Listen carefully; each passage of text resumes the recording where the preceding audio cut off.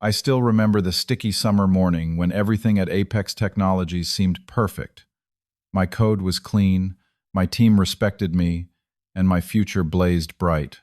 Little did I know that behind closed conference room doors, my manager Anthony was systematically undermining everything I had built. The higher I reached, the harder he worked to clip my wings. That morning, as my fingers flew across the keyboard, I could not have imagined how my American dream would unravel or how I would eventually reclaim it. Before I continue this story, where are you watching from? Hit that like button and subscribe if you have ever felt someone sabotaging your success. Growing up in a small apartment in Chicago as the son of hardworking immigrants, I learned early that success in America requires grit and determination. My parents sacrificed everything to give me opportunities they never had. While they worked multiple jobs, I poured myself into books and computers, eventually earning a scholarship to study computer science.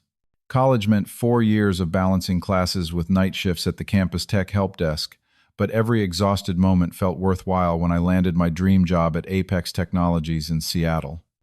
Apex was the golden ticket in the tech world: innovative projects, competitive salaries, and the prestige that made my parents beam with pride during video calls. From my first day, I approached each assignment with the same hunger that got me through college. My cubicle became my second home, often illuminated by my monitor long after most colleagues had left for the day. This dedication did not go unnoticed. Within 18 months, my solutions had saved the company substantial processing time and resources. My breakthrough came when I developed a novel algorithm that reduced server load by 40%. The director of engineering personally congratulated me, and I soon found myself promoted to lead developer on CloudSphere, our most ambitious project yet. CloudSphere would revolutionize how businesses manage their data infrastructure, and I had been entrusted with its architectural foundation. The team assembled for CloudSphere became like family. Jackson, a veteran developer with salt and pepper hair and 20 years of industry wisdom, took me under his wing. Fernando, you have the kind of mind that comes around once in a generation, he told me after reviewing my initial framework design. His validation meant everything to a young developer like me. Tamara joined us as our security specialist, brilliant and meticulous with a dry sense of humor that kept our late nights bearable. "We are going to disrupt the entire industry with this," she declared one evening as we celebrated solving a particularly nasty encryption challenge. Derek, our quiet database genius, rarely spoke, but his approving nods carried significant weight. Together, we built something remarkable. Our synergy produced solutions greater than any of us could have created alone. We worked late, ordered countless pizzas, debated architectural decisions passionately, and celebrated each milestone. The prototype exceeded all expectations, functioning so efficiently that CEO Diana Williams herself stopped by our floor to congratulate us. "The CloudSphere team has demonstrated exactly the kind of innovation that built Apex," she announced at the company meeting, while I tried not to visibly blush as hundreds of eyes turned toward me. "Fernando and his team have saved us millions in development costs while creating something truly revolutionary." The path ahead seemed clear. We would finalize the platform present to investors and launch what could be the defining product of my career. Then Anthony Taylor arrived. Fresh from our biggest competitor with an impressive resume and charismatic presence, he stepped in as our new department manager after our previous one retired. His designer suits and confident stride commanded attention as he toured the office, shaking hands and memorizing names with remarkable precision. Fernando, the coding prodigy himself, he greeted me with a firm handshake and perfect white smile. "I have heard amazing things. I cannot wait to see CloudSphere reach its full potential under my guidance." Something in his phrasing gave me pause, but I dismissed it. New leaders always want to establish their territory. The subtle signs began almost immediately, but were easy to rationalize away. During my presentation to marketing, Anthony interrupted repeatedly with clarifications that undermined my points. When the CFO visited, Anthony positioned himself center stage, relegating me to demonstrating features while he explained the business impact using my own analysis almost verbatim. The first truly unmistakable incident came after I had spent 3 weeks perfecting an algorithm that would become central to our competitive advantage. During the department showcase, Anthony presented it to leadership without mentioning my name once. This optimization approach occurred to me while reviewing our architecture, he said smoothly, clicking through slides I had created. When I privately mentioned the oversight later, his expression hardened momentarily before relaxing into concern. Fernando, team accomplishments belong to everyone. I thought you understood that. Are you having trouble adjusting to collaborative development? His response left me confused and questioning whether I was overreacting. Eager to maintain harmony in our previously perfect team dynamic, I gave him the benefit of the doubt. Perhaps his management style simply differed from what I was accustomed to. Perhaps I needed to be less possessive of my contributions. I resolved to focus on the work itself rather than recognition. This outlook became increasingly difficult to maintain.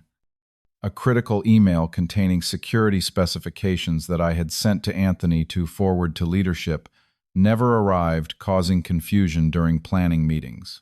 I never received that email, Anthony claimed when Diana questioned the delay. I found it later in his inbox when he briefly left his computer unlocked. Project deadlines changed without my knowledge, leaving my team scrambling. The calendar invitation went to everyone, Anthony insisted when I questioned him, though Jackson and Tamara confirmed they had received updates I had not. A crucial meeting with investors was scheduled during my pre-approved doctor appointment. These things happen when coordinating busy executives, Anthony said with a shrug when I returned to discover I had missed it. Most distressing was finding my name removed from project documentation I had authored. When confronted, Anthony sighed heavily. Fernando, you seem increasingly paranoid. Is the pressure of leadership too much for you? Not everyone is cut out for this level of responsibility. His words planted seeds of doubt. Was I imagining things? Was I failing to meet some unspoken standard? I began second-guessing decisions that I would have previously made confidently. Sleep became elusive as I replayed conversations and incidents, searching for what I might have done wrong. The undermining became systematic and undeniable.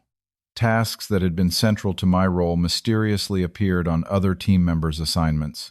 Anthony thought it would be more efficient this way. Jackson explained awkwardly when I discovered he had been asked to rework my authentication system without consulting me. A separate communication channel was created for streamlining discussions. I discovered its existence only when Derek accidentally referenced a decision I had known nothing about. My access to certain development servers became temporarily restricted due to security protocols. According to IT, though, no one else on the team faced similar limitations. Work that had previously earned praise suddenly received critical feedback. This approach is fundamentally flawed, Anthony announced during code review, highlighting aspects that had been approved in earlier stages. We need to maintain higher standards. The criticism always came in front of others, while praise for my solutions came only when Anthony presented them as collective achievements or increasingly often as his own insights. The isolation grew more pronounced each week. Jackson, once my mentor and confidant, began finding excuses not to grab lunch. Sorry, buddy. Swamped with this new implementation Anthony wants became his standard response. Tamara, who had previously defended my architectural decisions, fiercely began questioning my approaches during meetings. Are you sure that scaling solution will work? Anthony mentioned concerns about your performance metrics, she said during one particularly painful team discussion. The hurt must have shown on my face because she avoided eye contact afterward. Small changes accumulated. My desk was relocated to a corner away from the team to accommodate new hires. My input in meetings was increasingly interrupted or overlooked. Invitations to team happy hours stopped coming. I discovered them only through office photos posted on the company social network. Fernando seems increasingly disengaged. I overheard Anthony telling our product manager, I have tried mentoring him, but his attitude has become problematic. The narrative he constructed painted me as difficult, underperforming, and resistant to feedback, everything I had never been. The professional damage intensified. Projects I had initiated were reassigned without explanation. My quarterly performance review contained criticisms that contradicted the metrics I had exceeded. Your contributions have not met expectations, Anthony wrote, despite documentation showing I had completed more tickets with fewer bugs than any other team member. I was passed over for an industry conference I had attended the previous 2 years. We need to give opportunities to others, Anthony explained, though I later discovered he had attended himself presenting research based substantially on my work. The final blow to my professional standing came when I discovered my name had been removed from a patent application for a feature I had created from conception to implementation. Legal advice streamlining the inventor list was the explanation I received from Anthony, though the patent attorney later confirmed no such recommendation had been made. Most disturbing was discovering deliberate sabotage within my code. During a late-night debugging session, I found unfamiliar functions introducing subtle errors, functions committed using my credentials during hours I had been in documented meetings. Someone had accessed my account to plant bugs that would be attributed to me. Fernando just is not performing anymore. I overheard Anthony telling our director in the hallway. Such a shame. He showed early promise, but he cannot seem to handle the complexity as the project scales. The character assassination was working. People were beginning to view me through the lens Anthony had crafted. The personal toll became unbearable. Sleep eluded me most nights as I lay awake, replaying interactions and searching for countermeasures. My girlfriend Melissa noticed the change. "You are not the same person anymore," she said one night after I checked work emails throughout our anniversary dinner. "This job is consuming you." She was right. My health suffered as stress, manifested physically tension headaches, became constant companions, and I lost 15 pounds without trying. The promotion I had been promised before Anthony arrived was postponed indefinitely, straining my financial plans. Friends outside work stopped calling after I canceled plans repeatedly to address work emergencies that Anthony created. The breaking point came during a team meeting when Anthony interrupted my technical explanation to say, "Let me clarify what Fernando is attempting to explain," before essentially repeating my words but taking them in a direction I had specifically argued against. The room fell uncomfortably silent as he spoke over me. Afterward, I locked myself in a bathroom stall, experiencing my first panic attack as I struggled to breathe through the humiliation and rage. Everything culminated during the major presentation to potential investors who could fund CloudSphere's final development phase. Despite having architected the system, I was assigned to manage the demo environment while Anthony presented. "We need your technical skills behind the scenes," he explained, though this had never been the protocol for previous presentations. I watched from the back of the conference room as Anthony confidently presented months of my work as his own vision. When I designed this architecture, he began describing my exact thought process without attribution. The investors appeared impressed, nodding as he outlined the competitive advantages I had built into the system. Then disaster struck. During the live demonstration, the system crashed spectacularly. Error messages flashed across the projection screen as Anthony frantically tried to recover. I rushed to the console, identifying the problem. Immediately, someone had altered key configuration files since my final testing that morning. "It appears Fernando's implementation has critical stability issues," Anthony announced smoothly to the room. "This demonstrates exactly why we have been rebuilding portions of the architecture." His eyes met mine briefly, containing a flash of something close to satisfaction. CEO Diana Williams approached me afterward, her disappointment evident. "Fernando, I thought you were more thorough than this. These investors represent months of relationship building." My attempts to explain the last-minute changes fell on deaf ears. Anthony had already established his narrative too effectively. As executives and investors filed out, Anthony cornered me in the hallway. "You should just quit," he whispered, all pretense gone from his voice. "No one believes in you anymore. I have made sure of that." In that moment, his mask dropped completely, revealing the deliberate campaign he had waged against me. The weekend that followed was the darkest of my professional life. I sat in my apartment with the blinds drawn, drafting and redrafting a resignation letter. Melissa found me Sunday evening, still in the same clothes, staring at my laptop. "You need to call someone," she insisted, her worry evident. "This is not healthy." Almost reluctantly, I called Professor Martinez, my college mentor, who had guided me through difficult times before. "Fernando, this sounds like more than bad management," he said after listening to my scattered recounting of events. "This sounds targeted and deliberate. Before you resign, ask yourself, why would someone invest so much effort in pushing you out?" His question sparked something. I pulled out journals where I had documented projects and ideas, reading through entries from before Anthony arrived. The contrast between my earlier enthusiasm and current despair was striking. But more importantly, I began seeing patterns I had missed while trapped inside the situation. Monday evening, working late again to fix issues that should never have existed, I encountered Marcus from the mobile development team in the otherwise empty break room. An experienced developer in his 50s, Marcus had always been friendly, but we had never worked directly together. "Still here, Fernando. I thought Cloudsphere wrapped up at 5, he remarked, pouring coffee that would likely keep him awake until midnight. "There were some unexpected issues during the investor demo," I explained vaguely. Marcus studied me for a moment. "Anthony Taylor is your manager, right?" When I nodded, he continued more quietly. "You might want to know he did exactly the same thing at Redstone Tech before coming here. I have a friend there who had a remarkably similar experience." That conversation changed everything. Marcus revealed that Anthony had a history of identifying talented team members who might outshine him, then systematically undermining them until they quit or were fired. 3 promising developers left Redstone within 6 months of his arrival. All were considered rising stars before he came aboard. Marcus had access to email server backups through his systems architecture role and offered to help. "I cannot stand watching this happen again," he said, his expression grim. "Especially not to someone with your potential." With renewed purpose, I began gathering evidence methodically. Every interaction with Anthony, every changed document, every undermining comment went into a secured log. I recovered deleted communications showing Anthony had deliberately excluded me from crucial updates.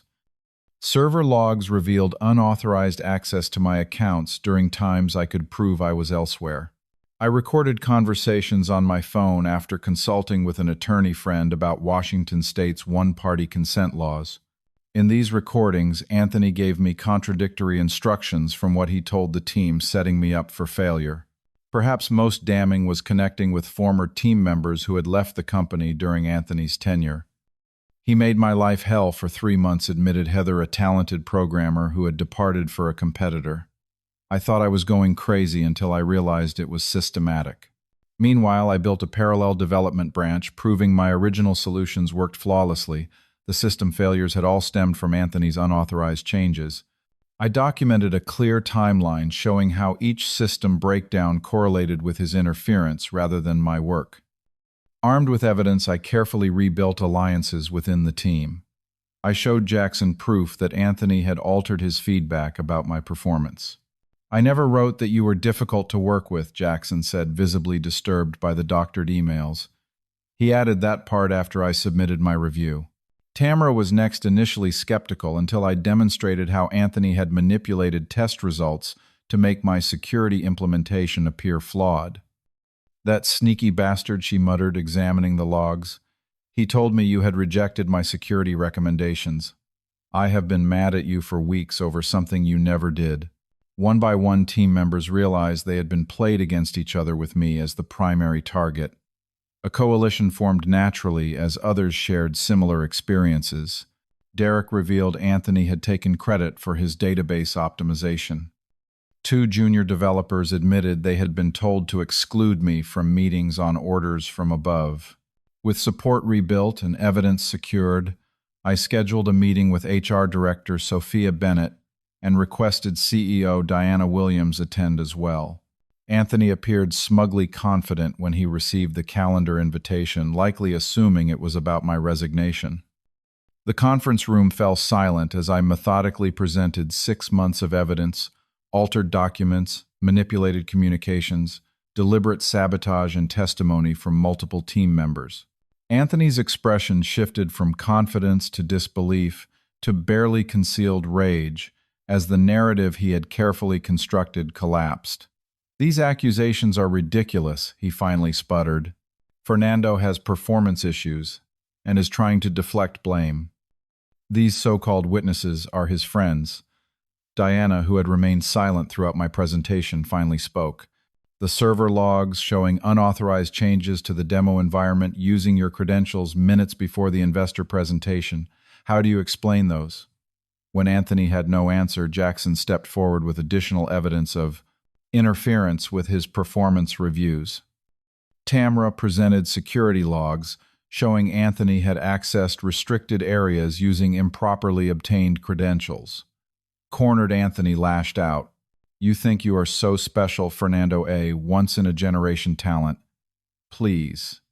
I have crushed better developers than you. This company needs leadership, not coding monkeys who cannot see the bigger business picture. His outburst revealed everything Diana and Sophia needed to see.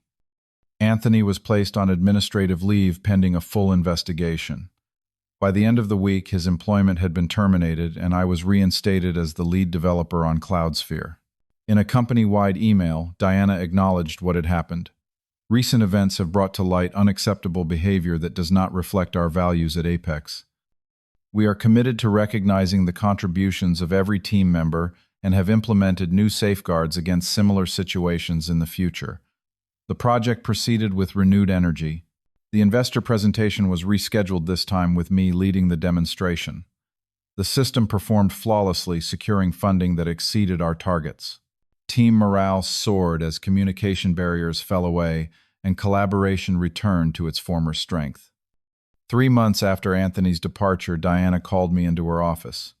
We are creating a new director of engineering position focused on innovation, she explained. Your experience makes you uniquely qualified to help shape both our technical direction and our company culture. The professional vindication was gratifying, but the personal healing took longer. Trust does not rebuild overnight. Every unexplained meeting or change in plans triggered anxiety for months afterward. Melissa and I entered couples counseling to repair the strain on our relationship. I felt like I was competing with both your job and your trauma, she explained during one session. I want to support you, but I need you present in our life together. Her honesty helped me recognize how the experience had changed me and what I needed to reclaim. I established firm boundaries between work and home life, no more midnight coding sessions, no checking emails during dinner. I found a therapist who specialized in workplace trauma and gradually processed the gaslighting and manipulation I had endured. Perhaps most healing was mentoring junior developers facing challenges of their own. Document everything became my standard advice. Trust your instincts when something feels wrong and build a network of allies who can verify your reality. I created an informal support group for employees dealing with difficult workplace dynamics, which eventually became an official company resource with HR backing. The experience had shown me that success means nothing if achieved through others' destruction, and that lifting others up creates stronger teams than any individual brilliance. Looking back a year later, I understand things I could not see while in the middle of the storm. Anthony targeted me not because I was failing, but because he saw me as a threat. His insecurity transformed my strength into a liability in his eyes. The system had enabled his behavior through hierarchies that went unquestioned and communication structures that allowed manipulation. The experience taught me to trust myself even when others worked to make me doubt my own perception. I learned that documentation is not paranoia but protection, and that boundaries are not selfish but necessary. Most importantly, I discovered that silence only enables those who abuse power while speaking truth, even when terrifying ultimately creates healthier environments for everyone. I now measure success differently. It is not just about technological breakthroughs or promotions, but about creating spaces where talent can flourish without fear. True innovation comes when people feel secure enough to take risks and supported enough to learn from failures. My American dream has evolved from personal achievement to collective growth. Have you ever experienced someone undermining your success or taking credit for your work? How did you handle it? The workplace should be somewhere we can all thrive, not just survive. Share your story in the comments below. Your experience might help someone else facing similar challenges. If you found value in my journey, please hit that like button and subscribe for more real-life stories about navigating difficult situations. And if you know someone dealing with workplace toxicity, share this video with them. Remember, you are not alone in these experiences, and there is always a path forward. Thank you for listening to my story, and I wish you strength and clarity in your own professional journey.